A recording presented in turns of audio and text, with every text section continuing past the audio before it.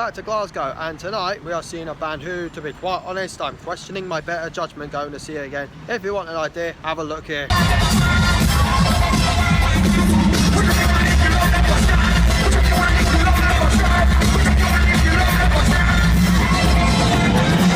Yes, that's right, we're going to see the Prodigy at the Hydro, no, not the Hydro, SEC Centre, because the Black Eyed Peas are in the Hydro tonight.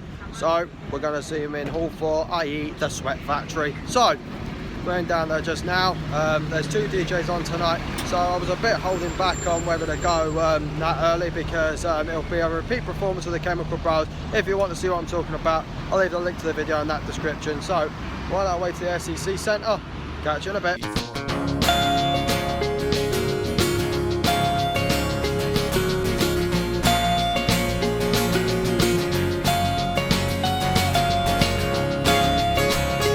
And we're in. Still got a while before they go on, but anyway, I like to get here early just to know my surroundings and stuff like that. So, this is going to be interesting. The literal Sweat Factory of Glasgow, combined with the most brutal concert crowd on the planet. This is going to be interesting. See you in there.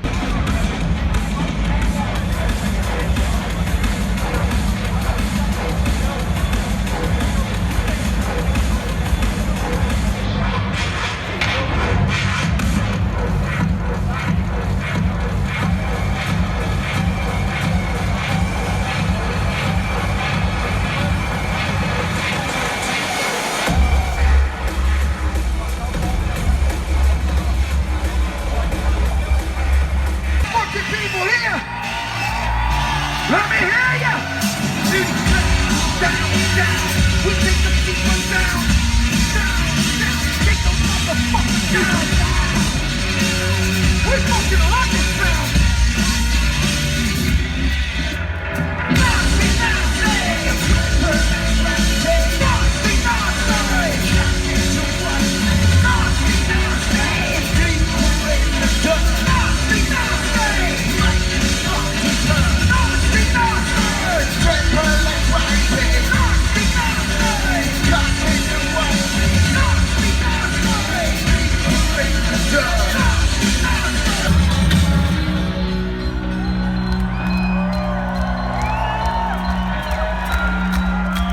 Everybody clap your hands! You know the fucking score!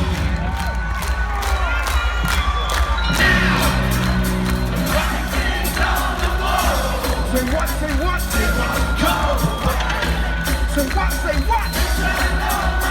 You just wanna on the nation now. The Vikings on the wall. It won't go. Say fucking what?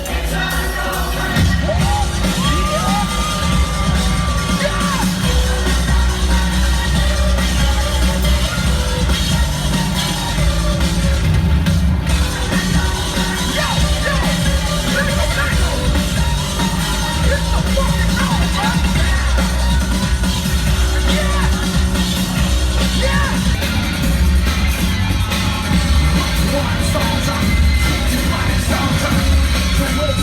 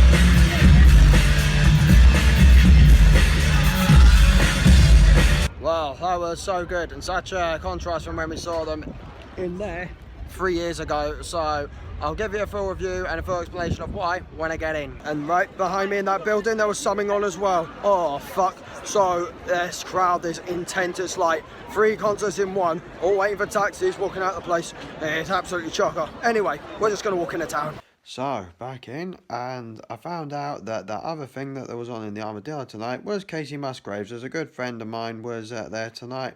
So, there was probably about 5,000 people there. In the Hydro with the Black Eyed Peas, 13,000 people, and another 10,000 at the Prodigy, 25,000 people in all. Why they booked all 3 on one night, I have absolutely no idea. But anyway, let's get to the gig we were actually at. So, the Prodigy. So, judging by what happened 3 years ago when I saw them at the Hydro, I was expecting tonight to be absolutely batshit mental.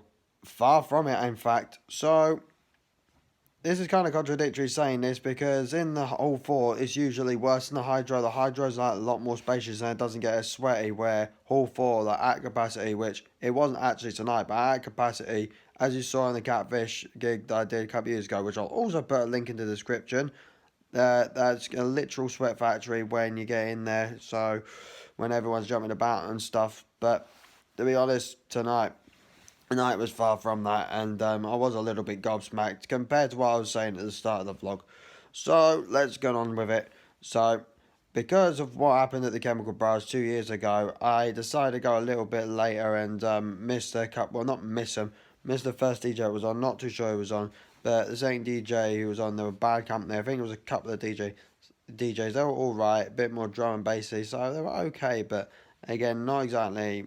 Well, it's because it's my cup of tea all the time, but yeah, it was good. Like, saw them warming up for that.